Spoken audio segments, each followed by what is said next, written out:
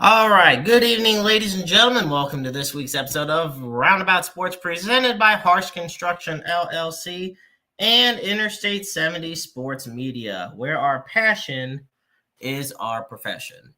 Thank you so much for tuning in. It is Wednesday, November 19th, 2025. It is a cold and kind of rainy night out. We are just a week and a day away from Thanksgiving, my favorite holiday of the year.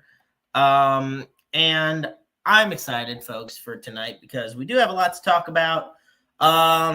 Before I introduce, normally I'm joined alongside AB, Austin Bradley, my co-host and friend, but he is not here this evening. He has other commitments he's taking care of tonight.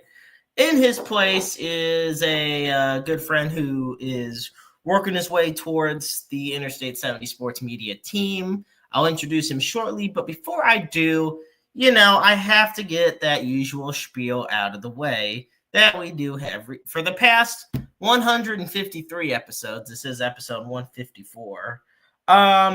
So Roundabout Sports can be found on Spotify, on iTunes, on iHeartRadio, on Pocket Cast, Amazon Music, and any and all other places that you stream your shows. Be sure to follow us on Facebook and X, and please subscribe on the official Interstate 70 Sports Media YouTube channel. So some of the things we're going to talk about: Kansas City Chiefs taking on the Denver Broncos last week, and it did not go well for the Chiefs at all.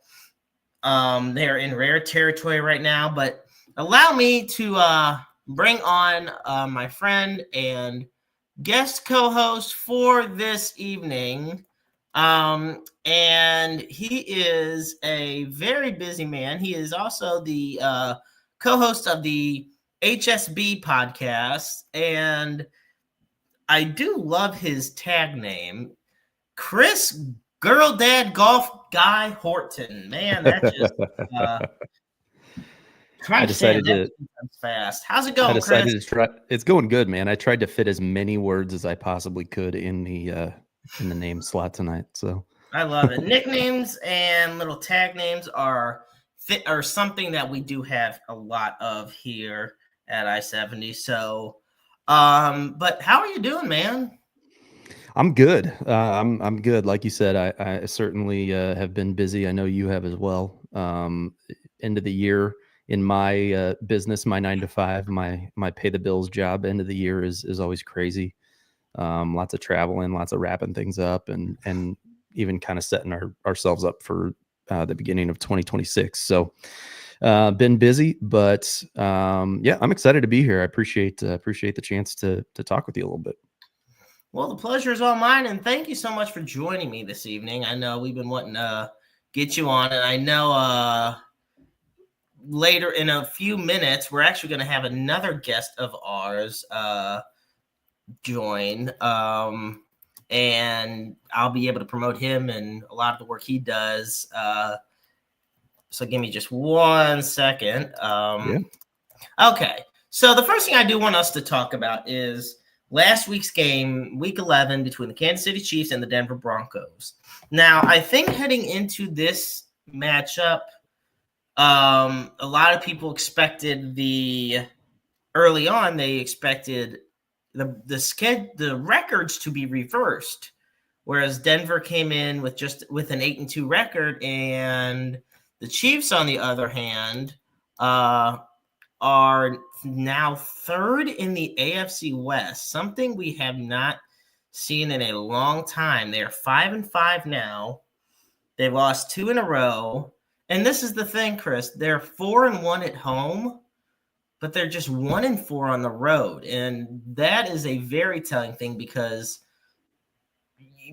even if they make the playoffs, they're not going to be a number 1 seed, which is the only seed that matters when it comes to true home field advantage here. Right.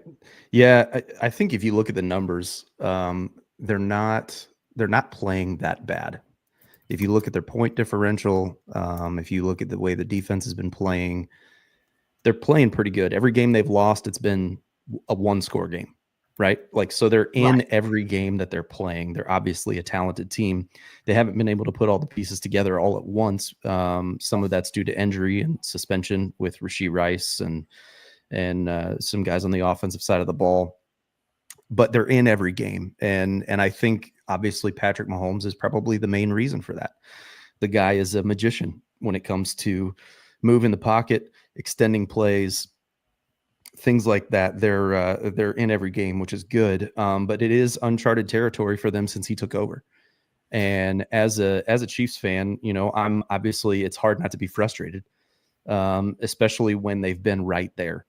Like, even though I've got stats and scores and stuff pulled up, they've been in all of these games, and I'm looking at it, and like, in my opinion, based on what I saw, what I was watching, they should have won the Jaguars game. They should have won the Broncos game, and arguably the Eagles game.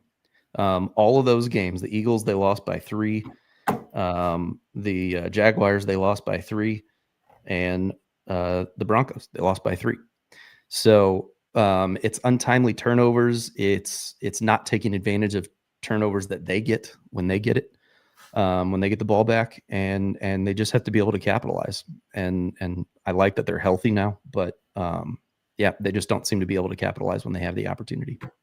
Well, I think the most you talk about how they're not completely out of it in a lot of these games, but I think that is the reversal of fortune from last season. Last year they were 11-0 in one-score games, which I mean, look right there, 11 wins. Well, this year it is the complete opposite. They're 0-5, and we take a look at the Chiefs.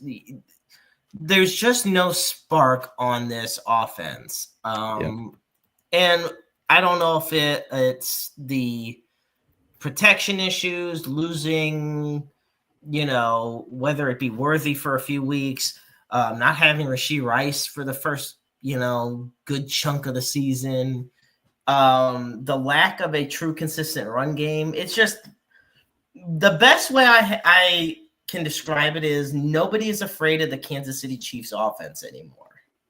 Yeah, I definitely agree with you there. And I think the run game piece is really important because in the past, and I would say not even just last year, you pointed to they were 11-0 in one-score games. I would say that over basically the entirety of their run, over the last 5-6 years, they find a way to win those games. This year, they're finding a way to lose those games. And so, they're not out of the playoff picture, but they are on the outside looking in, and they're going to have to basically win out to have a shot at the playoffs. And that's not going to be easy.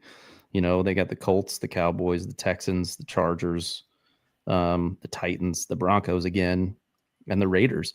And so there's really only 2 games in there that look like they would be the favorites in those games. But back to the run game, Pacheco has been in and out, been hurt, which has kind of been a story of the last few years for him. And Kareem Hunt is a workhorse. He's a physical runner, but he's not going to break 40-yard runs. They have to find a way to get Pacheco going when he's healthy.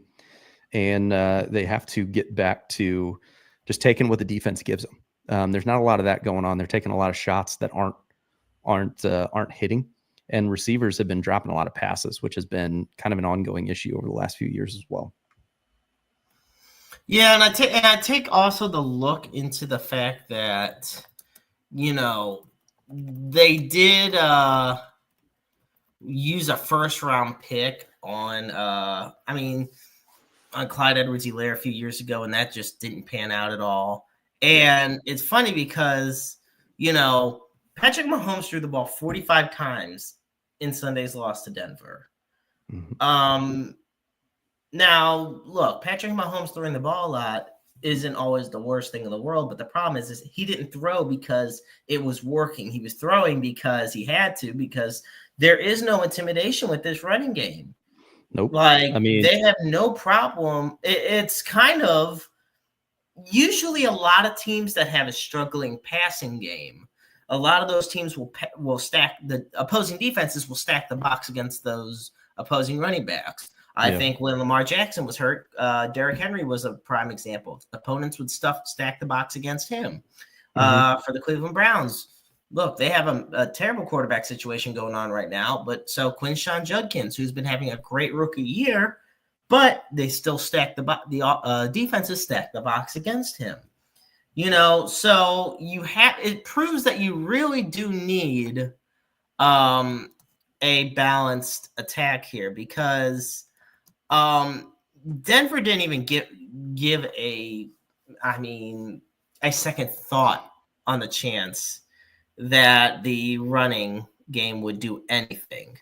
And a balanced attack needs to be installed as they head into week 12, because like you said, Chris, the schedule's getting tougher. The matchup, the Colts matchup is going to be huge. This Denver matchup was, to me, one of their last grasps at getting to the division. To the top of the AFC West. I think this killed that hope. I know everybody's going to say, well, anything can happen, which is true, but you look at teams like the Broncos and the Chargers. The Broncos, Broncos and Chargers are on a bye this week. So the Chiefs do have a chance to make up some ground here with a victory. But I look at what's going on with the Broncos. Yeah, the offense isn't anything to write home about. The defense is lights out, and the offense is clutch. Bo Nix has been absolutely clutch in the fourth quarter. The Chargers have an electric offense that offsets some of its struggling defense. And every time a running back has gone down this year for them, the next man up has stepped up, whether it be Hampton or Vidal. It has worked. Whatever is going on for these two teams has worked, and for the Chiefs, it has not. Yeah, I think the Bo Nix point is really well said, because if you think to the fourth quarter, that last drive, that throw that he made to put them down at whatever it was, the 20-yard line or 15-yard line, it was a dime. Like, he just dropped it right in the receiver's lap. And those plays are working for the other teams that are playing against the Chiefs, and they're not working for the Chiefs. And either it's the receivers dropping the ball, or Mahomes getting pressured, or a misthrow. I'm looking at the season stats right now. Kareem Hunt and Isaiah Pacheco are both averaging over 4 yards a carry, which, around the league is pretty standard, but it's not bad. If you think 4 yards a carry, you run it on first and second down, you're at 3rd and 2, right? You should be able to convert that. Or you run it on first down, do a little play action or screen pass or whatever on second down. You're usually going to be in third and manageable situations. The pressure on Mahomes is more than it usually is. And I also don't want to take away from the other teams in that, like, Denver and the Chargers are just better than they have been. When you say no one's afraid of the Chiefs anymore, like, the Chiefs have kind of been doing the Chief thing for a long time now, and the other teams have improved, kind of caught on to what they do, and it's not working the same that it has. So as a Chiefs fan, it's frustrating. As a fan of football, it's really interesting to watch, because, people love the dynasty to fall.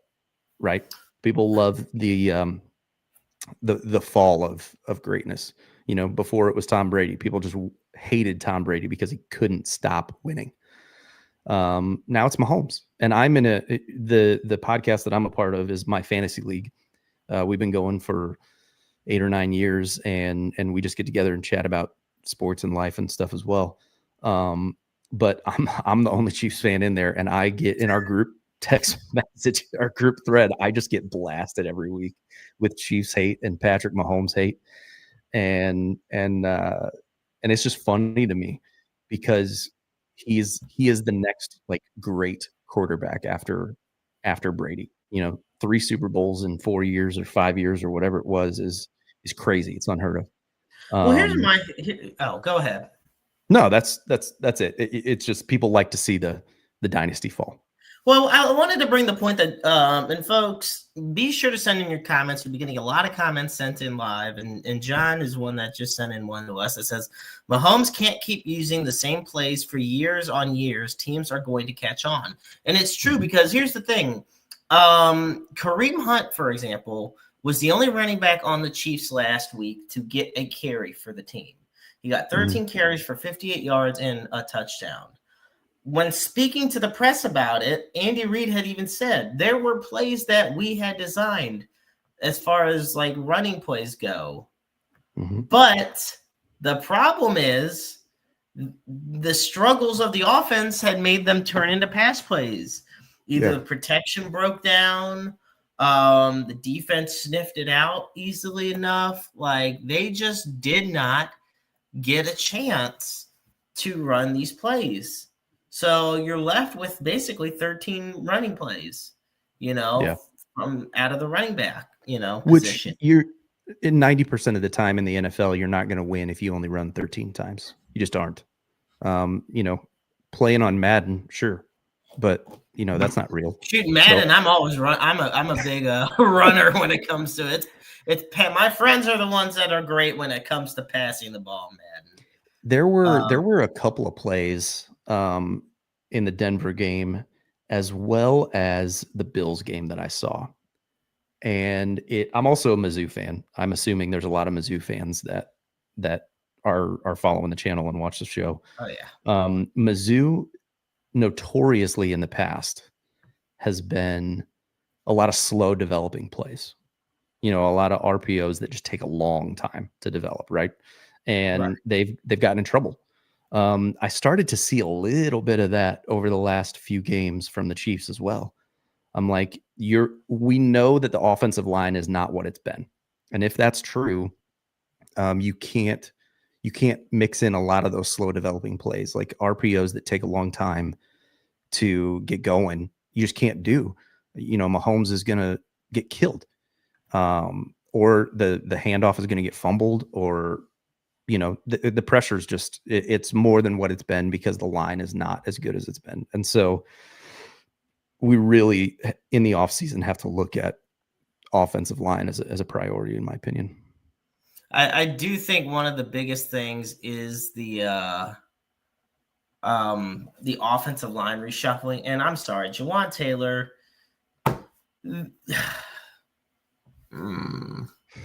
It's just not working out, man. I don't care what anybody says, it isn't. Talented guy has to figure it out. Yeah.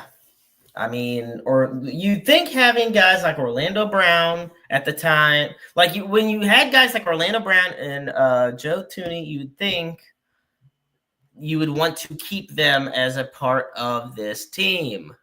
Yeah. Apparently not. Yeah, it's the Joe Thuney one was big.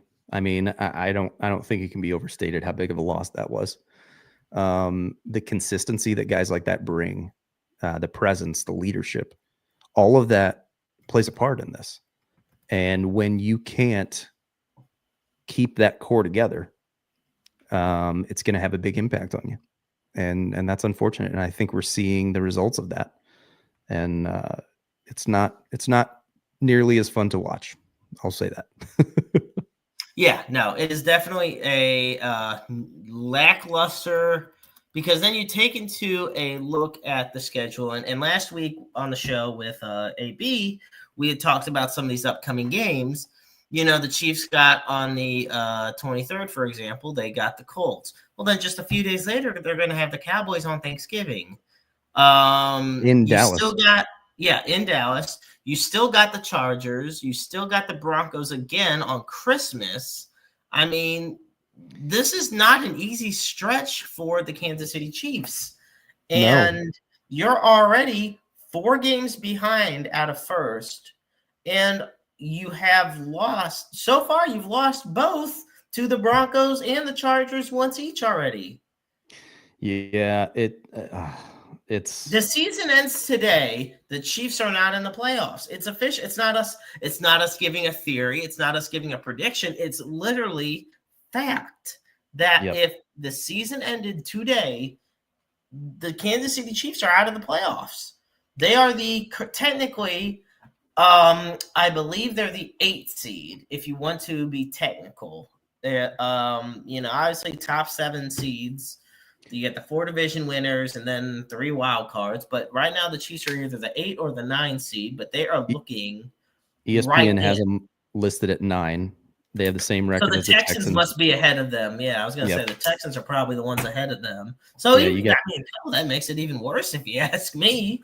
Right. So you're I mean, you're not like that far out of a playoff spot, but again, you have a really tough schedule and the only 2 games, and I don't even know at this point that you can call them gimmies because it's the NFL, right? Like anything can happen.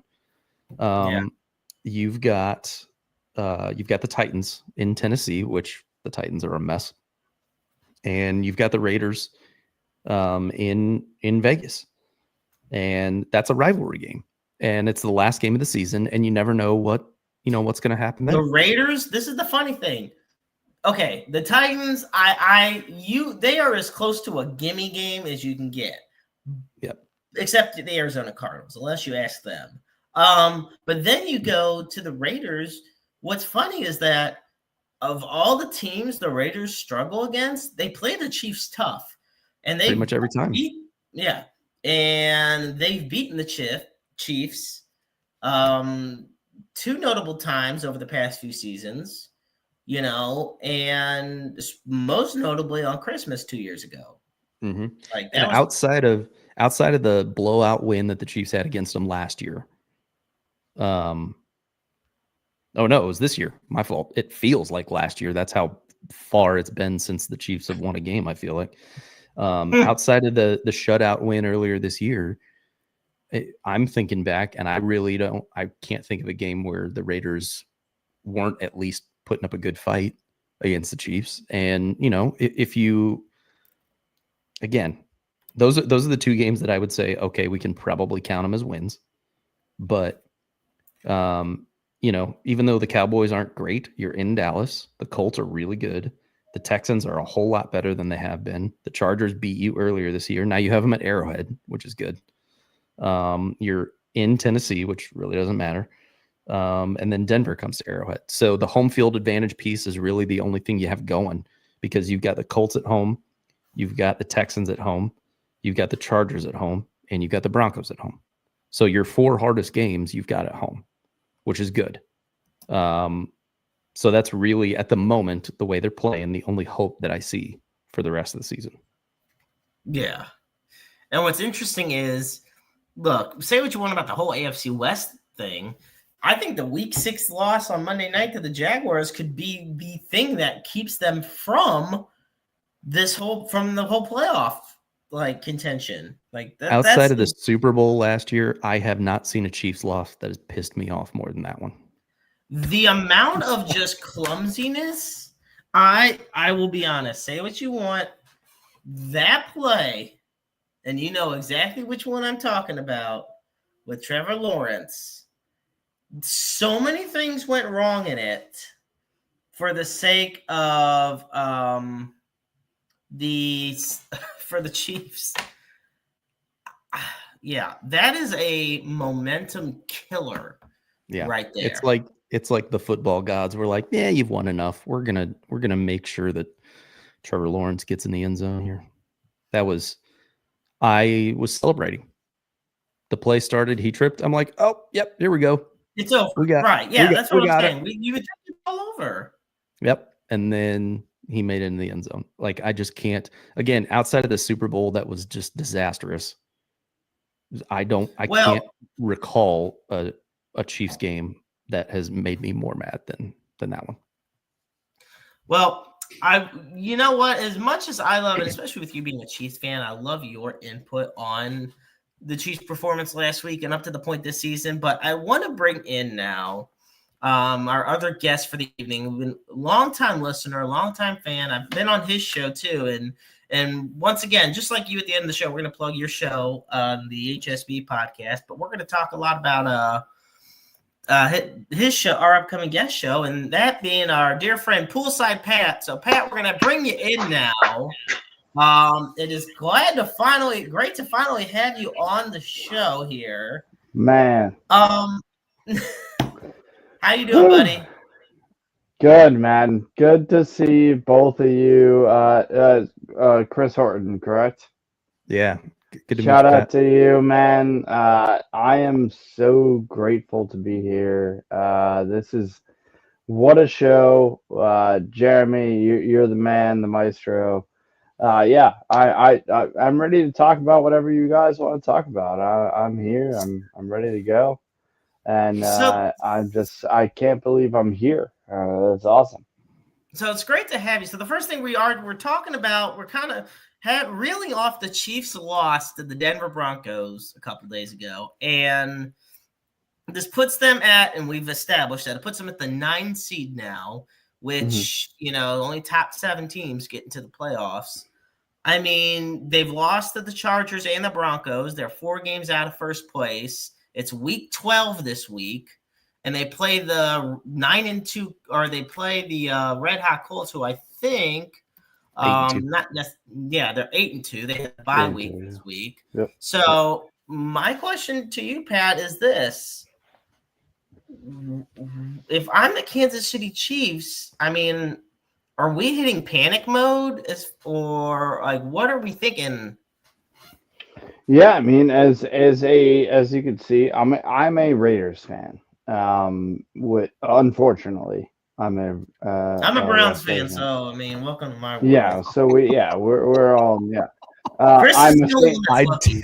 I didn't realize what I was walking into in terms of fandom. Maybe we should center the last half of the conversation on the factory of sadness and whatever the Raiders are.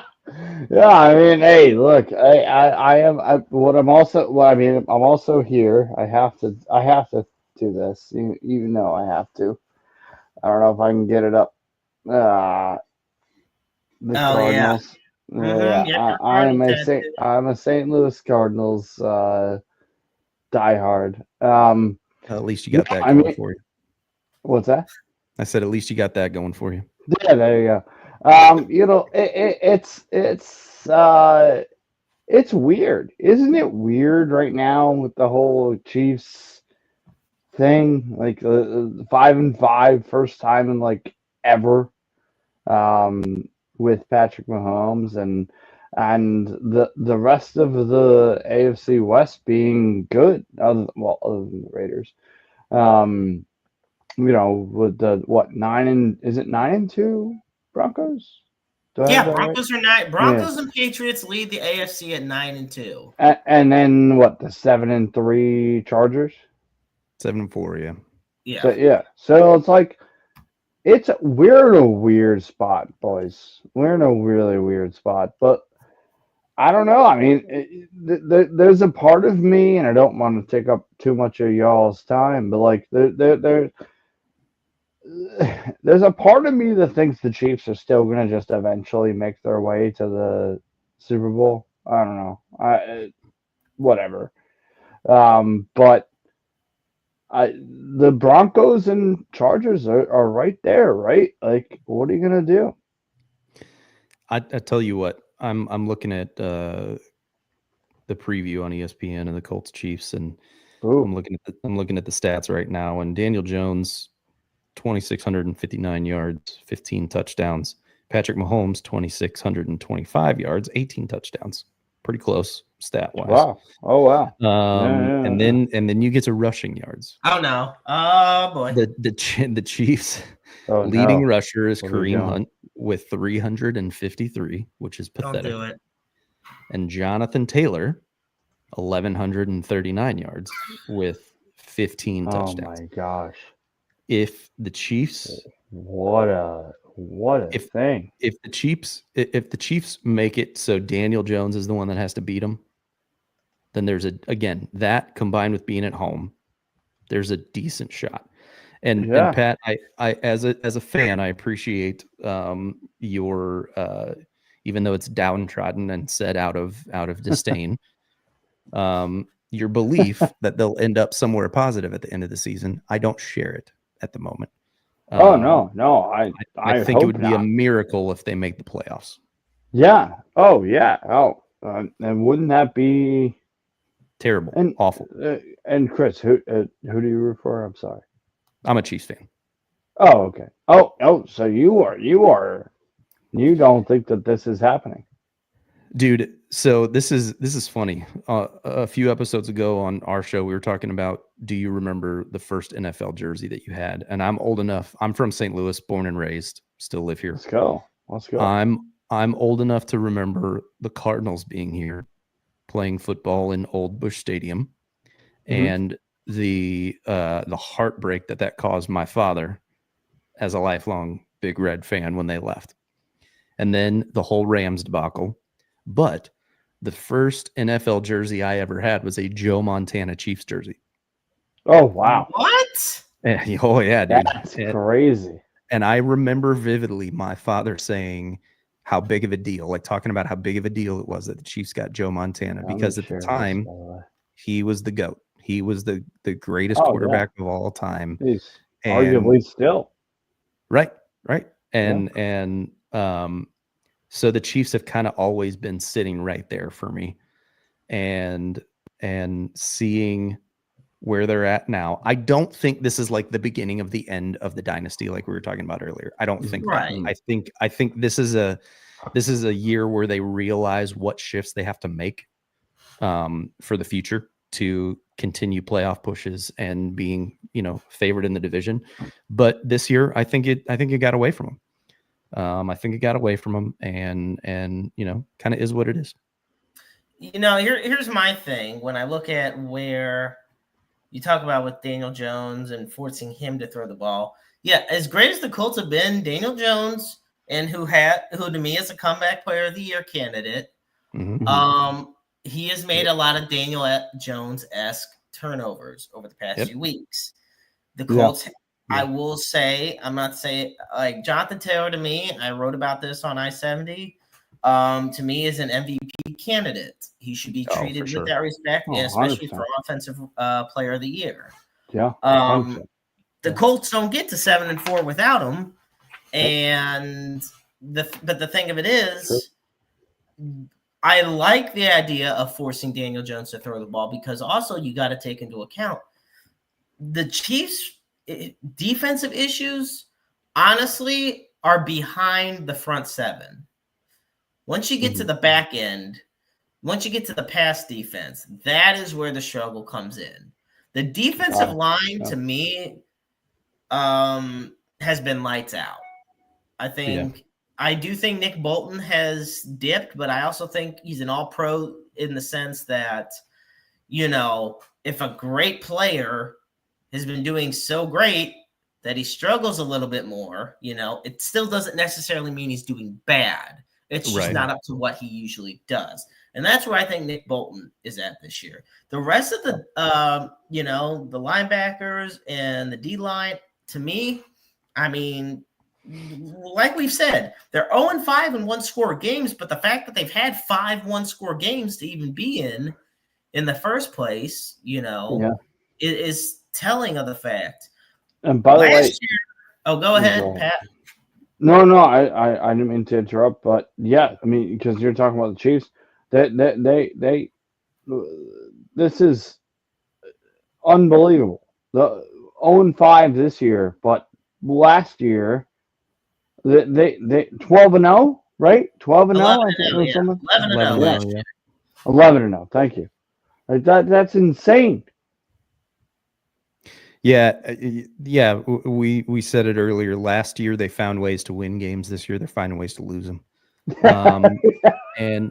And I mean they're 4-1 at home, which is great. But I'm glad you're enjoying that, Pat. You just enjoy it while it lasts, my friend. I'm a Raiders fan. I know. It's the small victories, man. I'm a St. Louis Cardinals, and I'm a Raiders fan. All right. After the show, I'll screenshot the stats of the 31-0 win and send them to you, just so you can hold on to that. And it's a little gift from me. It's an early Christmas present for you. Can we? I want to say this. Hang on. I want all of us to really. We've talked about the running game. We've talked about the defense. We've talked about injuries. Mm-hmm. can we talk about Patrick Mahomes for a second here? Ooh, I like Because this. Yeah. Step lightly, my friend. this is the thing. Exactly. Here's the thing. Patrick Mahomes, when you really think about it, last week, he went 29 to 45 for 276 yards with a touchdown and an interception. Nothing terrible by any means. Nothing to write home about, go crazy about.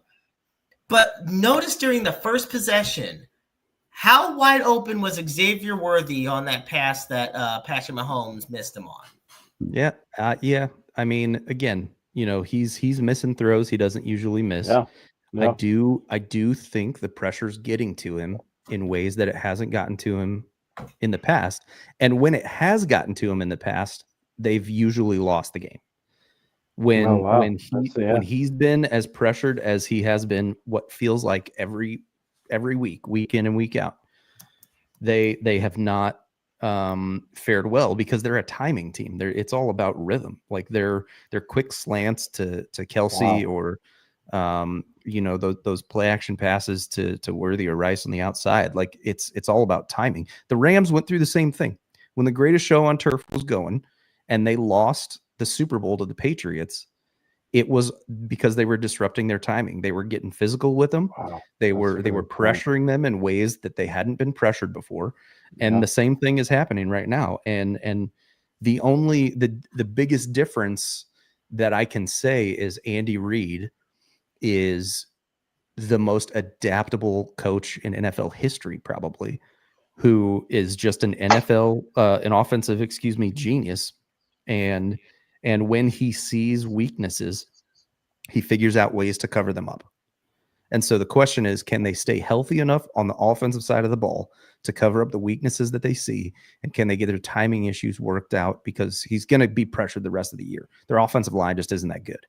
So can they figure out ways to extend the play, move the pocket, and get their timing back so they can beat the Chiefs again? Well, if anything, I would say run more play action. Like, this is the thing. If you run more out of the play action, or even have to throw in some RPOs out there, because this is the thing. Teams are not afraid to blitz the Chiefs anymore. And instead of saying, and look, in a way, it's not even because of Patrick Mahomes. It's because of the offensive line that's in front of him. They're thinking, okay, this is not this top five. This isn't the Eagles' offensive line. We're not worried about them. We'll send 7 guys if we have to. And Patrick Mahomes is in the position where, excuse me, he may only have 2-3 seconds to try to make the play. And I want to take a look at the final 2 possessions against the Broncos. I know there's obviously been so many other games, but this last week's game that just stands out so much above the rest. Final 2 possessions, one of them with 4:10 left in the game, which in Patrick Mahomes' time is like an eternity.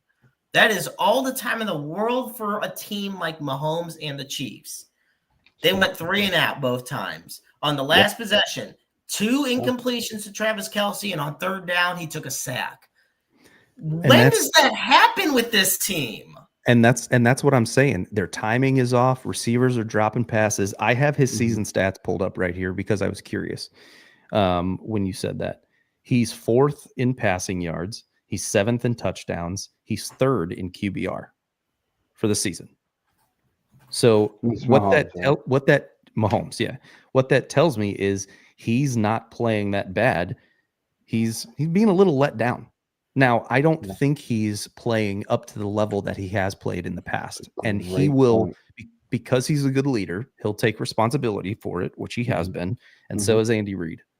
If they can't fix the offensive line, which I don't think they can this year, then they have to find ways to use Kareem Hunt as an extra blocker, use screen passes, get if teams are rushing 7 guys and they have 4 receivers on the line, someone most likely is going to be open. A quick slant, a screen pass, whatever. Like they just have to get creative, and Andy Reid is the best at doing that. So that's not a homer talking. That's not a fan talking. Like, I've watched this team week in and week out for years now. That's just what they do. They adapt. And if they don't start that this week, their season's done. It's a must win. Wow. It's Wow. 100% a must win. They're 500. Wow. They're one game. Technically, they're one Yeah, game. Really, it's totally. 2 games Yeah. out of the playoffs. Yeah. I think I'd agree like- with you. Yeah. Well, yeah, their toughest 4 games left they have at home. Mhm. They have to win minimum 3 of those 4. At least. Yeah. If we are considering, and this is no disrespect, I'm not being silly. If we consider the Titans a win, and we consider the Raiders a win, Yes. and they win, You can consider that a win. and they win 3 of these 4 games at home, that leaves the Cowboys Oh, which might be tough. in Dallas That might on be tough, Thanksgiving Day. man. I think that I know they just beat a bad Raiders team, but that defense looks Okay, can I say better. something about the Cowboys here? Because here's my thing. Sure. Yeah. I can't stay. This is funny. God bless. My late great grandpa. He's my grandpa, but he was great. Anyway, point being, he was a huge Cowboys fan. Cowboys fan. Dad and I cannot stand the Cowboys. We think Jerry Jones belongs in an insane asylum. He's absolutely nuts. But Essentially, yeah. Yeah. is it just me, or is this Micah Parsons trade actually kind of working out right now? I mean, say what you want. Micah Parsons isn't on any leaderboards this season. The Packers aren't in, prime position for a playoff spot right now. That's a great take. It's a great take. I was going to say, when you take a look at it, I mean, obviously this is more of something that's for a down the road talk. Yeah. But this Dallas Cowboys team isn't also even mainly made to win years down the road. They're putting all their chips in right now. And Dak they look good. Better than almost any quarterback in the league right now. But they look good right now. Just saying. Dude, and they look good right now. And you, like I said, or like you said, the Raiders aren't that good. Yeah, so it was Raiders are very bad. Now, but it is any given Sunday, because guess what? That's true. The Cowboys could easily beat the Chiefs, and yet the Cowboys were the same team that got stomped on by the Broncos. See, wow. It goes. So then it's like, okay, well then wait a minute. Does that mean Dallas better? It brings up those discussions. Who's the better team in the whole scenario? Yeah. The bottom line is that, to Chris's point, if Kansas City loses to the Colts this week, let me share this. I mean, this is the week. The reason I think it is all this week or not is because the Broncos and Chargers are off. This is the week to catch some ground here. Yeah, you can go into week 13, be 3 games, you back out of first, go into Thanksgiving. If you upset the Cowboys, and at this point, it almost might be considered an upset if you win, then bam, suddenly, okay, we're back in it. You're 7-5. Now you got some good winnable games against the Texans, the Titans. We're getting somewhere. But wait a minute. Now, if you lose this week to the Colts, you're 5-6. You go down to 5-7. Get the dagger. You are done. Yeah, I will say, just for the record, I absolutely hate the Cowboys. I hate Jerry Jones. I do. This is this. I don't know how you guys are going to feel about this take. So you let me know. Jerry Jones is a horrible owner in that he won't let go of control of things he doesn't need to be controlling. Dan's comment. He's a great owner in that he cares as much as he does, because he wants to win football games. I just think he doesn't know what the hell he's doing. That's a great take, Chris. The Cowboys suck. There are so many comments right now about the Cowboys sucking. Everyone who's saying that, you're right. I hate them. They're awful. They are not America's team. They're not. It's not a thing anymore. Nope. They either beat teams they're not supposed to beat, or they lose to teams they're supposed to beat. Yeah. Like, they've lost to the Cardinals. They've lost to the Panthers. They should win those games. They also were one score away from beating the Eagles. It's after a 5-year reign. Also, you know what? That's another thing. Also, you talk about the Panthers. A quick side note: the Panthers are an anomaly because somehow they've beaten the Packers, the Falcons, and the Cowboys this year. Yeah. Like, the Panthers have found themselves in the NFC wildcard race. Yeah, and I know that's a talk for another day, but I do find it amazing that go ahead, Pat. I was just gonna say, I have my power rankings. We can whenever this is your show, Jeremy. I have my power rankings that I would like to share with y'all because I think both of you are the exact people that should hear my power rankings. But we don't do it right now. I'm just saying, just wanted to make sure that this is what we're gonna do. We're gonna do a couple. We're gonna call an audible here because it is time for it's well past time to do my favorite segment on the show, and then after this, we will do your power rankings. You will get to do them, okay? By the way, thank you for having me, Jeremy. You're the man. You know I love you. Chris, you are a freaking badass, Chris. Thank you. You're the man, dude. Seriously. Chris coming on late notice today. Has been so grateful to have him as a part of this. So good, man. Such a blessing. You know what the heck you're talking about, dude. Now, gentlemen, it is now time to do my favorite segment here on Roundabout Sports. That is known as Just How Bad Do the New York Jets Suck? Oh, man. Where every week, it was more fun during the baseball season because we did this about the Colorado Rockies. But I can't wait for baseball season. The New York Jets. Now, last week was a little different for me. It was difficult because last week turned into just how bad did the Cleveland Browns suck because they lost to the New York Jets. But the Jets did so badly against the Patriots last week. They benched Justin Fields, and they're starting Tyrod Taylor this week against the Baltimore Ravens because if there's anybody that you want to test drive your quarterback out on after not starting for a while, it's the Baltimore Ravens who are on a big-time hot streak right now. So they're starting 58-year-old Tyrod Taylor. Yes, 58-year-old Tyrod Taylor, who's almost gotten killed by the medical staff of the Chargers and has probably gotten concussed on every team he's been on.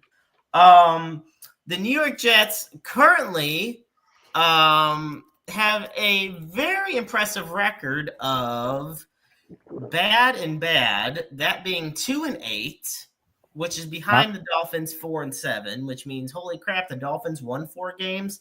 But the New York Jets has scored only 209 points this season. They're 1-5 at home, 1-3 on the road. They've allowed 268 points, which is one of the highest totals in the AFC as of this week. It is amazing to me that this is even happening, that Aaron Glenn still has a job. Also, we are coming off the heels of a week in which both Quinnen Williams and Sauce Gardner were traded away. Because why not? Why not trade your defensive studs and leave Breece Hall and Garrett Wilson, which, by the way, Garrett Wilson's out a few weeks and Breece Hall struggled. So, yeah, basically the Jets suck. Oh, we might as well just go into the fact that they got the Ravens, then the Falcons, then the Dolphins, the Patriots again, Yeah, I'm not in a few weeks after that. So basically, the Jets suck. That is my segment. Thank you all for tuning into it. Listen, you will get no disagreement with me on how bad the Jets suck. Like they're bad. Bad. They're really bad. So Very bad. I want to. Can I surprise you with something real quick? surprise me. Cool. Go for it. There are 6 teams who have scored fewer points than the Jets, and there are 6 teams who have allowed more points than the Jets. And Oh, no way. they don't have the worst record in the NFL. What? Yeah, the They don't. Titans, I think, have the worst at 1-9. And Oh, just I to have no admit, idea. The Titans are Weird. one fumble away from being winless. That is the funniest part of this whole thing. The Raiders are one of those things. One The of Browns my have scored 162 points. I know that, and they've only allowed 230. The Browns have one of the best. This is what's funny. Myles Garrett's going to be a Hall of Famer. He's on an absolute record-breaking tear. That's true. They have a top 3 defense, and they have the worst offense. That's what blows my mind. Are they the actual worst, or is it the Raiders? No, the Titans are the worst. Titans are the worst. Okay. Browns, Raiders, Titans. They're all the Saints. Yeah. They're at the bottom. The Panthers, Falcons, Browns, Raiders, Saints, and Titans have all scored less than the Jets. Okay. The Falcons surprises me. That is crazy. That is crazy. Surprises me. That is crazy. But they have like 5 players that have torn their ACLs this year. Like But when they've been healthy, that they the problem with the Falcons isn't that they don't score. The problem is they just allow more points. They have no. You'll see it with my rankings. I just all right. Well, you know what? Because what was the defense? Yo, go for the defense. I want to hear the defense. Okay, so points allowed. The Chiefs are 3rd in points allowed, by the way. So their defense is playing pretty well. The Jets have allowed 268 points. The Dolphins, Titans, Cowboys, Commanders, Giants, and Bengals are ahead of them. The Bengals have allowed the most points in the NFL with 334, and they have a minus 106 point differential. What? That's insane, dude. Oh my gosh. And that's not even the worst point differential. Who is the worst? Do you have that in front of you? The worst? The Titans are minus 130. Oh my god. All right. Well. Okay. Well, football is football. Football's football. Before we close it out this week, because we still obviously got a few minutes to go, Pat, I'm giving you this floor because you have your power rankings presented by the Duke of Slips, Poolside Pat Gambling, whatever you want to call it. Go for it. Thank you, sir. I appreciate you, man. This has been fun. I would love to come back. All right, so going to win the Super Bowl, just accept it. The Eagles. Super Bowl contenders: the Rams, the Seahawks, the Broncos, the Ravens, the Lions, Bills, Patriots, and Colts. I know it's a lot. Those are the Super Bowl contenders. Playoffs nearly locked: the Bears, the Chargers, and the 49ers. The playoffs possibly: Jaguars, Steelers, Bucks, and Texans. Fun and maybe playoffs plus Carolina Mike, the Panthers. Frisky maybe, the Dolphins. Jameis Winston, the Giants. Beat Jameis Winston, the Packers. Jacoby won Kenobi, the Cardinals. Might be in trouble, the Chiefs and Vikings. Do not understand them, the Falcons. Beat the Raiders, the Cowboys. They did. Forgot they were a team because of the bye, the Saints. I had a Saints fan that I know on the state of the Saints. He said, I'll plead the fifth. My next ranking is Myles Garrett is the Browns. Doesn't matter what Joe starts for them because their defense is really bad. Oh The no. Bengals. All hurt. The Commanders. Really bad but kind of fun. The Jets. And please God, no more. Haven't scored 30 points in 30 games. Please, no more. The Raiders. Yeah. Solid. So that's where I'm at. I love it. What doesn't? Hang on. I'm still cracking up at the one about the Joes. That's the one that got me. Which It one doesn't about the matter Joes? which Joe is starting at quarterback. Yeah, it doesn't Now- matter. Yeah, that's their ranking. Their ranking is doesn't matter what Joe starts because their defense is awful. That's the That's Bengals. right. That's the Bengals for you. Well, Yeah. gentlemen, I can't thank you both enough for being on. Now, before once again I do my closing spiel, which I always love doing. Pat, we're gonna start with you. Tell us about your show that you always do, where we can find it, and Thank you, man. go from there. I appreciate you letting me do that. Yeah. I do a gambling show most days at Just the Bet Slips. That's where you can find us. We are presented by Fans First Sports Network for now, Fans First SN. Yeah, we give you gambling picks every day for all of the sports, and but I mean, I love this. I want to do this more. So Jeremy, you already know. But yeah, no, just the bet slips, and there might be other stuff coming soon, but for now it's just that, and I love this. This has been fun, man. I want to do this more. So shout out to you and Roundabout Sports. Well, thank you, man. We'll talk to you soon, and we will get this going. All right, my friend.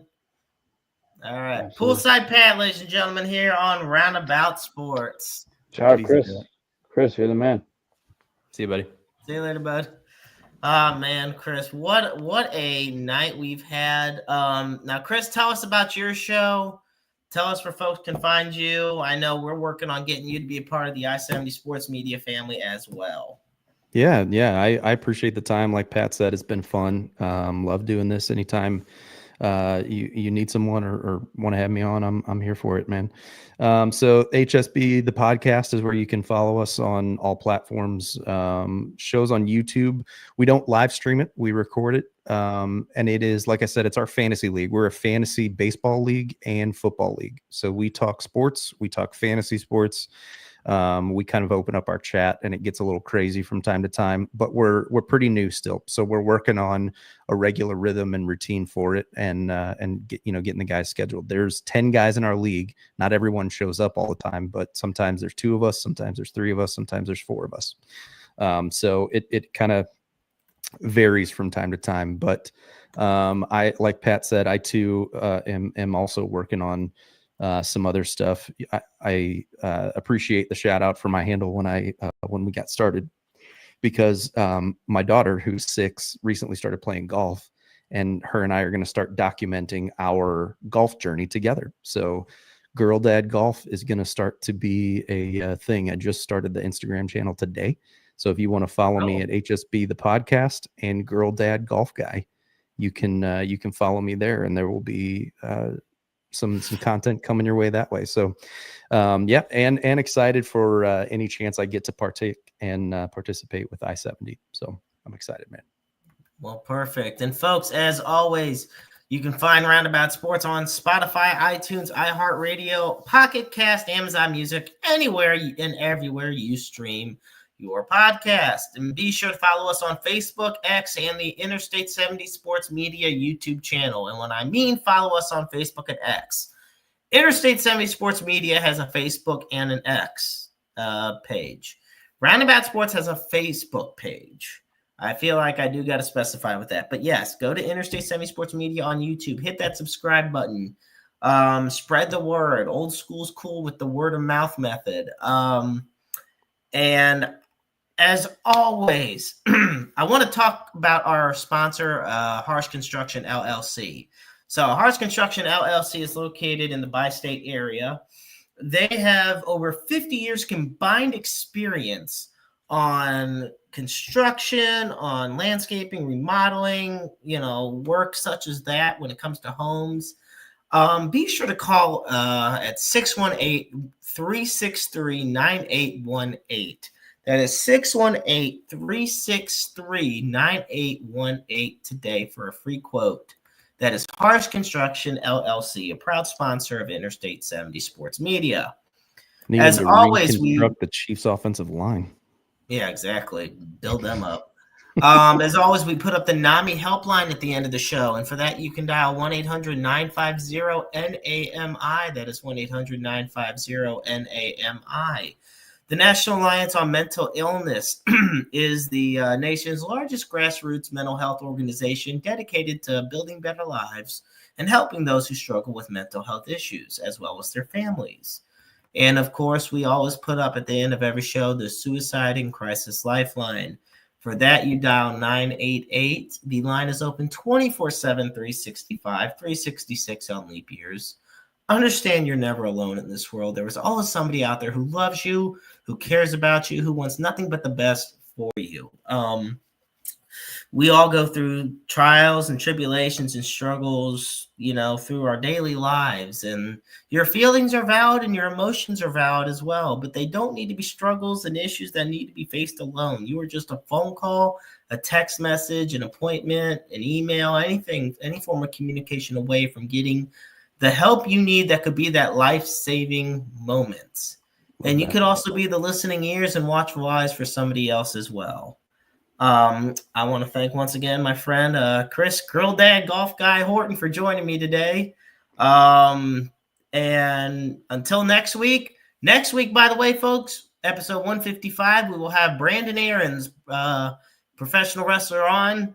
Looking forward to having AB back. And until then, folks, I'm the Maestro Jeremy Karp. And remember, life is a book full of empty pages just waiting to be written in. Make your lives worth reading. Good night, everybody. We'll see you next time.